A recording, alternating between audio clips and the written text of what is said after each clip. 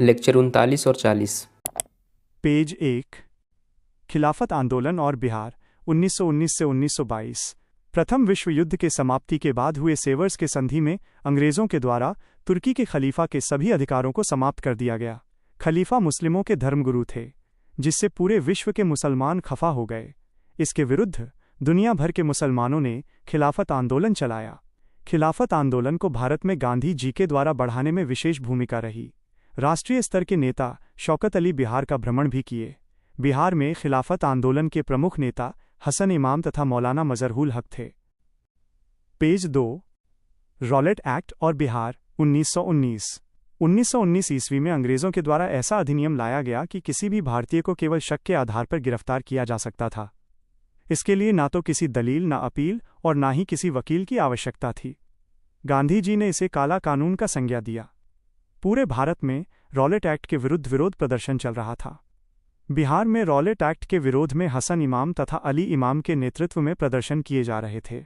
Rowlatt act के दौरान मौलाना मजहरूल हक की भूमिका भी महत्वपूर्ण रही। असहयोग आंदोलन और बिहार 1 अगस्त 1920 को गांधी जी के नेतृत्व में इस आंदोलन को शुरू किया गया। गांधी जी के द्वारा चलाया गया ये पहला राष्ट्रीय जन आंदोलन था। असहयोग आंदोलन के दौरान गांधी जी ने डुमराव, बक्सर में शराबबंदी अभियान चलाए।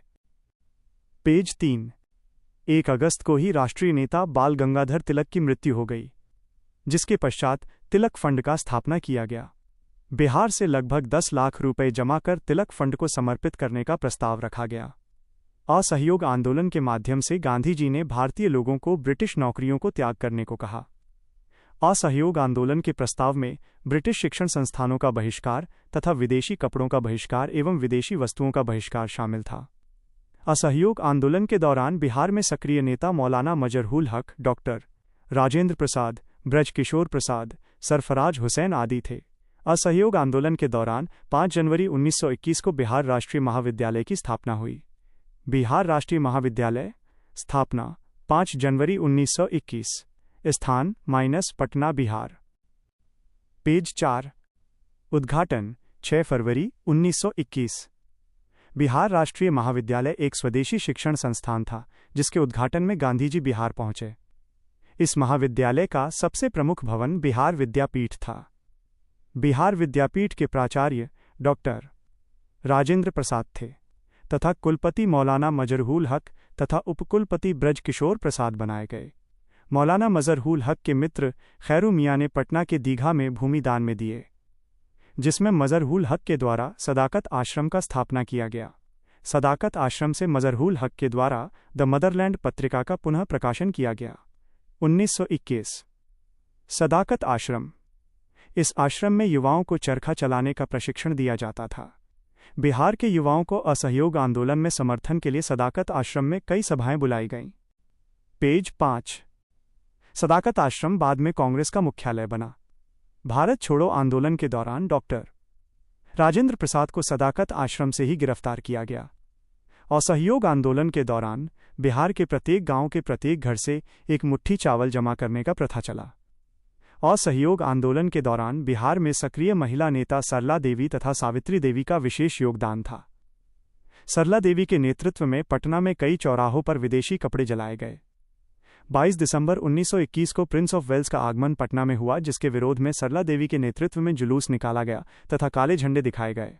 5 फरवरी 1922 को चौरी चौरा की घटना के बाद असहयोग आंदोलन को गांधी जी के द्वारा स्थगित कर दिया गया। 12 फरवरी 1922 को असहयोग आंदोलन स्थगित हो गया। पेज 6। स्वराज पार्टी और बिहार 1922 ईस्वी में कांग्रेस का अधिवेशन गया में आयोजित किया गया। इसके अध्यक्ष चितरंजन दास थे। इस अधिवेशन में विधान परिषद में प्रवेश को लेकर विवाद हो गया, जिस कारण से चितरंजन दास ने पार्टी छोड़ दिया।